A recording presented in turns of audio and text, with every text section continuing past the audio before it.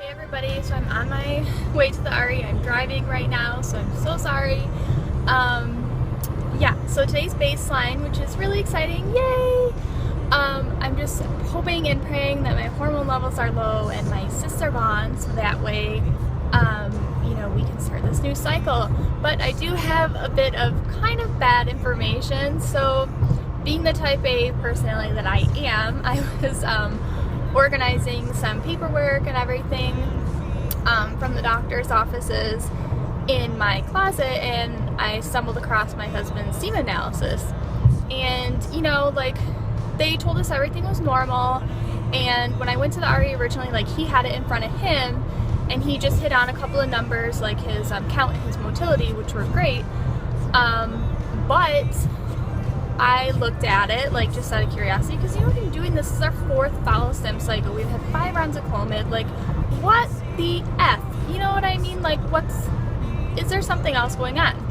I looked at his Morphology, and it was 0%. So, and I don't know if it's just because, sorry, this is so shaky, that they use the strict Kruger method or whatever at my office. I have no idea.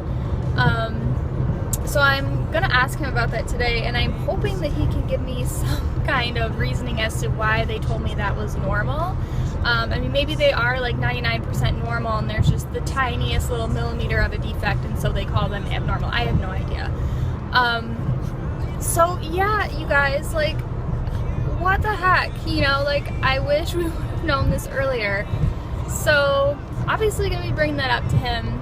I'm wearing my new necklace from Etsy, which I'll attach a picture of it because I love it, at the end of all these videos. So I will let you guys know what the doctor says, and hopefully it is some kind of good news, because God knows we could use it. Alright, I'll talk to you later. Bye. So I'm back from my doctor's appointment, and it went pretty well. The news was okay. So first thing, he comes in and sits down next to me, and I was like, oh boy. And when I say next to me, not creepy, there's a little chair or something that he sits in, not on the little exam table, just so we're all clear about that.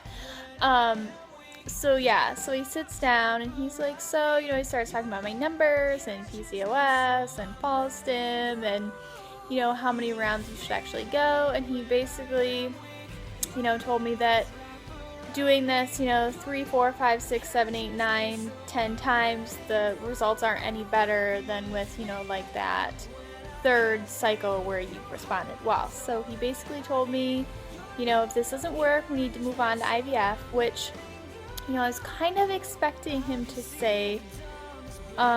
We've been talking about it, and we knew that's where we needed to go next, but it still is kind of hard for you to hear your fertility specialist, who started out being so optimistic for your treatment plan and now is basically telling you, yeah, if this doesn't work, you're gonna need to move on to IVF. But yeah, that's pretty much what he said. And he was like, whatever, take a nice long break. And then I told him, yeah, my insurance company is going to start paying 80% in January. And he's like, that's perfect. Nice long break, then you can come back and, tackle this whole IVF thing. So, talked to him about my husband's numbers, if that was a concern. And he basically was like, if his count is good and the motility is really good, that you guys, have nothing to worry about. There are no genetic abnormalities or anything like that.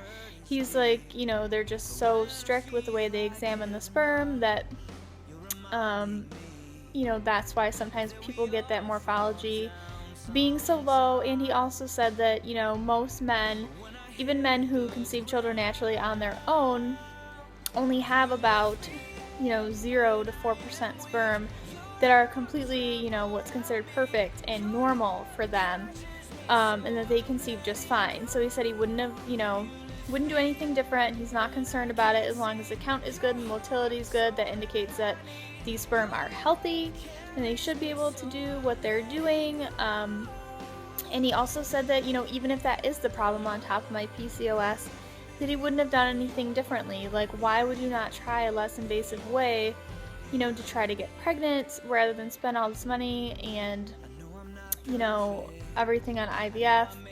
when this could have worked in the first place. Like, it's not impossible for someone with low morphology to conceive a child. It happens all the time, apparently. So, again, he wasn't concerned about it, so that kind of made me feel better. But then in the back of my head, I was like, well, you know, if that is the problem, like, none of this would have worked anyways, but I guess I would have wanted to try just to see what would have happened, so I don't think we would have ultimately done anything differently. But, so yeah, this is our official last try before IVF. And, you know, like I said, with the low morphology, if they need to do ICSI, they'll do ICSI. So we're, you know, we're, I guess, right on track with where we need to be.